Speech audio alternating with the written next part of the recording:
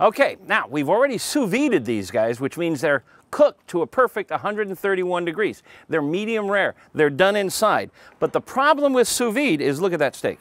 Can you see that, baby? It is just butt ugly. And you want a sear on the outside of a steak. That sear is a chemical reaction. It's called the Maillard reaction.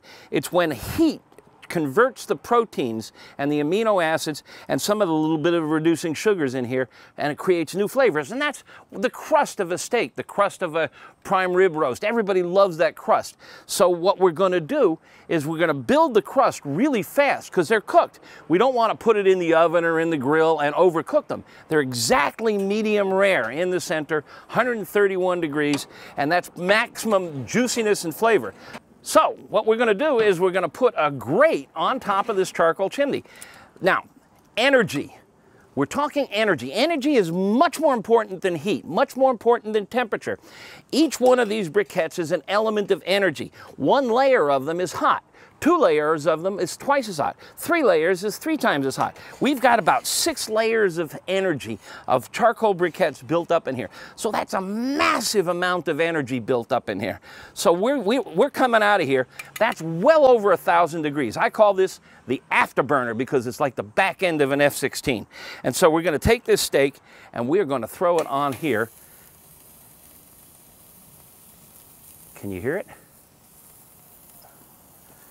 And it'll start sizzling, and it'll take about 3 or 4 minutes per side max, and you've got to keep turning it because it'll burn. We've already got some grill marks.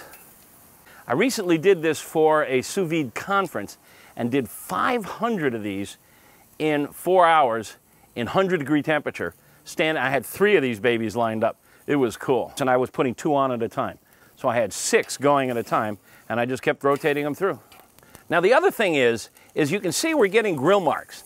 Now grill marks are nice, everybody wants grill marks, but grill marks are Maillard reaction. Grill marks are flavor, but we don't want crosshatch grill marks. All the cookbooks tell you how to get beautiful crosshatch grill marks. Those are Maillard reaction flavor, but we want all over flavor. All the spaces in between those grill marks is unfulfilled potential. We want it a dark brown, even on all sides, edge to edge. That's maximum flavor.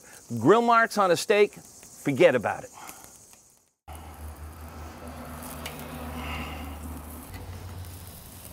Now look at that.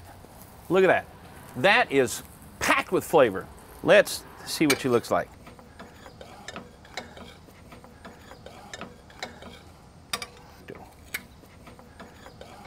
Perfect medium rare in the center. Now, I say perfect medium rare. Food scientists actually have a gizmo called the Warner-Bratzler machine, and it's an artificial tooth, and they'll use it to press down on meat to see how much pressure it takes to cut through it. And the Warner-Bratzler machine tells us that when the meat is cooked to medium rare, which is in the 130 to 135 range, it is most tender and most juicy. And here's another thing that's really important. Pink, the juices. People really freak out about the juices. They think it's blood. It's not blood, it's water. This steak is 70% water. There's no blood in it. At the slaughterhouse, all the blood is removed. Every time you serve this and the juices come running out and you say, anybody want some blood on their steak? Somewhere in Indiana, a bell rings and a teenager becomes a vegan. It's not blood, it's just pink water that exudes from the steak, and it's pink due to a protein called myoglobin, and that's why it's pink in here. And the longer you cook it, the myoglobin turns brown with time and temperature. And that's what a well-done steak is. It's brown. All the myoglobin, all the water, seized up, dried up, and it's dry.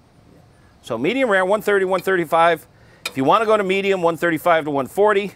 Rare is 120 to 130, but when it's rare, it's a little stringy. So there we go. That is just a beautiful steak, isn't it? Oh, this piece is cut uneven.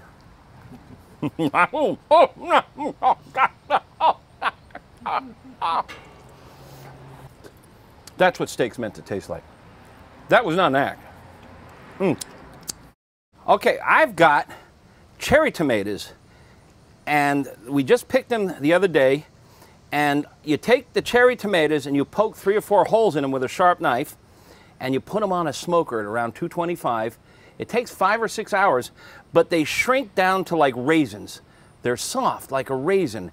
They're tender, and they concentrate the sugar. It's like sun-dried tomatoes, but it's it's as sweet as any raisin you've ever tasted. Fantastic on a salad, baked into a focaccia on a pizza.